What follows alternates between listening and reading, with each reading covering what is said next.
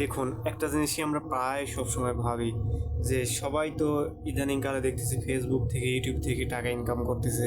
তো আমি কেন পারি না? আসলে অনেকে শুরু করতে চাচ্ছেন যে আমি কী দিয়ে শুরু করব, কেন করব, কিভাবে করব? অনেক প্রশ্ন মাথার ভিতরে ঘুরপাক খাচ্ছে যে আসলে আমি ইনকাম করব কিভাবে? আমি তো কিছুই জানি না, আমি কিছুই পারি না, আমি কিছুই বুঝি না। তবে কীভাবে ইনকাম করবেন আমি সেটা আপনাদেরকে বলে দিচ্ছি। আপনার হালকা পাতলা এডিটিং শিখতে হবে। এডিটিং সবাই পারে না, তবে শিখতে হয়। চেষ্টা করলে পারা যায়, এটা আহামরি বড় কিছু না। যার যত মেধা সে তত সুন্দরভাবে এডিটিং করতে পারে। আর কোন বিষয়ে ভিডিও, কোন রিলেটেড ভিডিও সেটা আপনি বানাবেন, কোনটা বেছে নেবেন জানেন?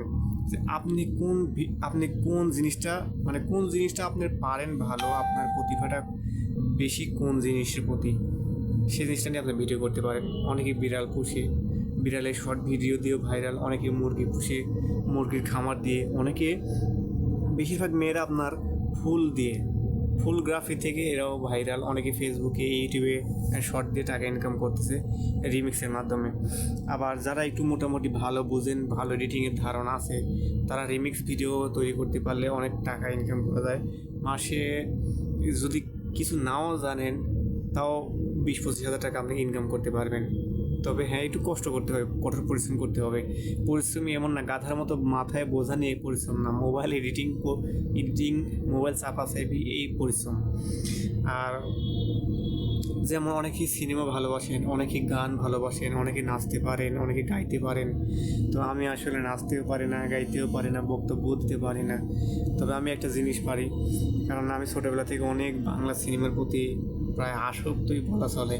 তো আমি সিনে কথা নামের একটা ইউটিউব চ্যানেল স্টার্ট করতে চাইছিলাম গত 2-2.5 মাস আগে, যেহেতু এটা বলেওছিলাম, কিন্তু এখন পর্যন্ত পারি নাই।